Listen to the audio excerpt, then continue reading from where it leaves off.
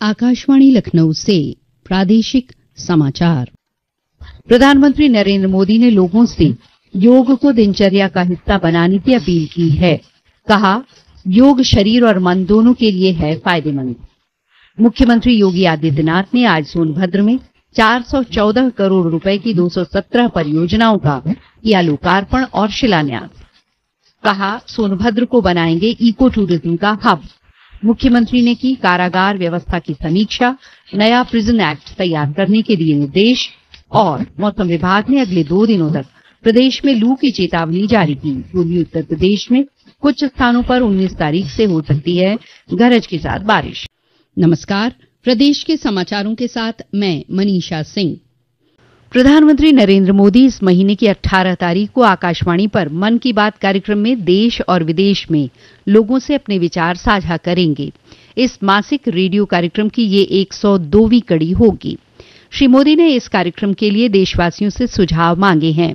एक ट्वीट संदेश में उन्होंने कहा कि देशवासियों के सुझाव हमेशा अच्छे होते हैं। नमो ऐप और माई जीओवी पर सुझाव देने का आज अंतिम दिन है। केंद्र में नरेंद्र मोदी सरकार के 9 वर्ष पूरे होने के उपलक्ष्य में भारतीय जनता पार्टी द्वारा चलाए जा रहे महाजनसंपर्क अभियान के तहत आज कन्नौज में प्रदेश के समाज कल्याण राज्य मंत्री असीम अरुण से प्रेस वार्ता कर कहा कि पिछले 9 वर्षों में सबसे ज्यादा कार्य शिक्षा, स्वास्थ्य और इंफ्रास्ट्रक्चर के क्षेत्र में हुआ है। भदोही में राज्य मंत्री खेल और युवा कल्याण गिरीश चंद्र यादव ने प्रबुद्ध सम्मेलन में सरकार की उपलब्धियां गिनाई। श्री यादव ने कहा कि सरकार ने युवाओं, किसानों और गरीबों के लिए काम किया है। हम सरकार की उपलब्धियों को जन जन तक पहुंचा रहे हैं। पीलीभीत में भाजपा विधायक बाबूराम पासवान ने प्रेस वार्ता कर कहा कि प्रधानमंत्री फसल बीमा योजना, उज्ज्वला योजना, जनधन योजना, मुद्रा योजना, प्रधानमंत्री आवास योजना, किसान सम्मान योजना का जिक्र करते हुए उन्होंने कहा कि इन योजनाओं से सभी वर्ग के लोगों का विकास हुआ है। महाजनसंपर्क अभियान के तहत पार्टी की ओर से आज भदोही, कौशाम्बी और कैसरगंज लोकसभा में प्रबुद्ध सम्मेलन आयोजित किए गए। वहीं बहराइच में व्यापारी सम्मेलन और अलीगढ़, बाराबंकी, श्रावस्ती समेत कई जगहों पर मोर्चा सम्मेलन हुए। इसके अलावा चंदौसी, आगरा, भदोही, जौनपुर, वाराणसी में लाभार्थी सम्मेलन हुए। जल शक्ति मंत्री स्वतंत्र देव सिंह ने बहराइच में आज मंडलीय अधिकारियों के साथ बैठक की। इस दौरान श्री सिंह ने संबंधित अधिकारियों को निर्देश दिया कि सभी नहरों को पानी की उपलब्धता सुनिश्चित कराते हुए रोस्टर के अनुसार संचालित किया जाए। इसके साथ ही ग्राम प्रधानों से वार्ता कर उन्हें नहरों में पानी की उपलब्धता के बारे में बताया जाए। उन्होंने ये भी निर्देश दिया कि सभी नहरों पर कुलाबे लगाए जाएं, जिससे किसानों को पानी मिल सके। मौसम विभाग ने अगले 2 दिनों तक प्रदेश में लू की चेतावनी जारी की है। राजधानी लखनऊ, बाराबंकी, रायबरेली, अमेठी, सुल्तानपुर और गोरखपुर में लू का असर बना रहेगा। पूर्वी उत्तर प्रदेश के लगभग सभी जिलों में तेज धूप के बीच चल रही धूल भरी हवाओं से लोगों का जीवन प्रभावित हुआ है। लखनऊ मौसम विभाग के वैज्ञानिक मोहम्मद दानिश ने बताया कि ये स्थिति अभी 2 से 3 दिनों तक बनी रहेगी। 19 तारीख से लोगों को गर्मी में कुछ राहत मिल सकती है और पूर्वी उत्तर प्रदेश में कुछ स्थानों पर गरज के साथ बारिश की संभावना है। मानसून के प्रदेश के मैदानी इलाकों में 22 जून के आसपास पहुंचने के आसार हैं। पीलीभीत टाइगर रिजर्व में वर्ष 2022-23 के पर्यटन सीजन में 23,525 देसी और 54 विदेशी पर्यटक पहुंचे, जिससे टाइगर रिजर्व को 51 लाख से अधिक की आमदनी हुई। टाइगर रिजर्व के प्रभागीय वनाधिकारी नवीन खंडेलवाल ने बताया कि इस बार टाइगर रिजर्व की आमदनी और पर्यटकों की संख्या पिछले सभी सत्रों से अधिक रही।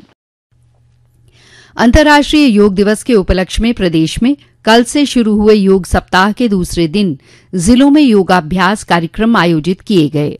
हमीरपुर में वन विभाग के वन चेतना केंद्र में योगाभ्यास कार्यक्रम हुआ। यहां जिलाधिकारी ने योगाभ्यास में हिस्सा लिया और लोगों से योग को दिनचर्या में शामिल करने की अपील की।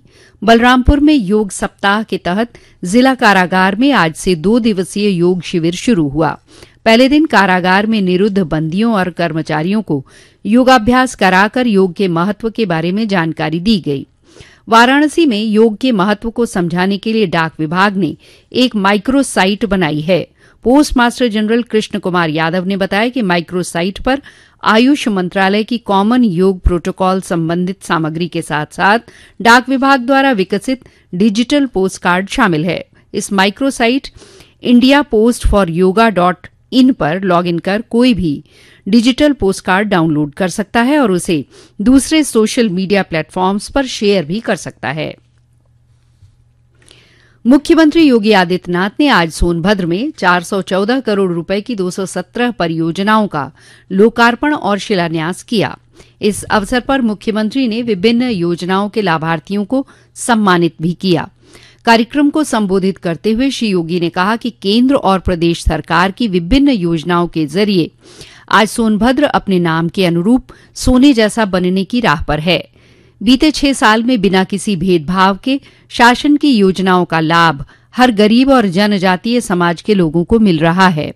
मुख्यमंत्री ने कहा कि यहां आज कृषि विज्ञान केंद्र का शिलान्यास हुआ है। इससे हमारे अन्नदाताओं को कृषि क्षेत्र में तकनीकी और वैज्ञानिक सोच के साथ अपनी आय को बढ़ाने का अवसर प्राप्त होगा। उन्होंने कहा कि आज यहां मेडिकल कॉलेज और एयरपोर्ट बन रहा है। श्री योगी ने मंच से जिला प्रशासन को निर्देश दिया कि सोनभद्र के प्राथमिक केंद्रों में हेल्थ एटीएम लगाए जाएं। इसके लिए उद्योगों के CSR फंड का भी उपयोग किया जाए। मुख्यमंत्री ने कहा कि पिछले दिनों कैबिनेट ने महुआ और चिरौंजी को बीनने के लिए लगे तमाम प्रतिबंधों को हटाने का निर्णय लिया है। प्राचीन ऋषि मुनियों की इस धरती को हम इको टूरिज्म बनाने जा रहे हैं। सुधार और पुनर्वासन पर केंद्रित होना होगा। ऐसे में भविष्य को दृष्टिगत रखते हुए हमें नए अधिनियम लागू करने की आवश्यकता है। उन्होंने कहा कि भारत सरकार द्वारा हाल ही में मॉडल प्रिजन अधिनियम 2023 तैयार किया गया है। ये मॉडल एक्ट कैदियों के सुधार और पुनर्वास की दृष्टि से अत्यंत उपयोगी है। ये समाचार आप आकाशवाणी लखनऊ से सुन रहे हैं। ताज़ा समाचार जानने के लिए आप हमारी वेबसाइट newsonair.nic.in पर लॉगिन कर सकते हैं। और अंत में प्रमुख समाचार एक बार फिर। प्रधानमंत्री नरेंद्र मोदी ने लोगों से योग को दिनचर्या का हिस्सा बनाने की अपील की है। कहा, योग शरीर और मन दोनों के लिए है फायदेमंद। मुख्यमंत्री योगी आदित्यनाथ ने आज सोनभद्र में 414 करोड़ रुपए की 217 परियोजनाओं का किया लोकार्पण और शिलान्यास। कहा, सोनभद्र को बनाएंगे इको टूरिज्म का हब। मुख्यमंत्री ने की कारागार व्यवस्था की समीक्षा, नया प्रिजन एक्ट तैयार करने के दिए निर्देश। और मौसम विभाग ने अगले 2 दिनों तक प्रदेश में लू की चेतावनी जारी की। पूर्वी उत्तर प्रदेश में कुछ स्थानों पर 19 तारीख से हो सकती है गरज के साथ बारिश। इसी के साथ प्रादेशिक समाचारों का ये बुलेटिन समाप्त हुआ।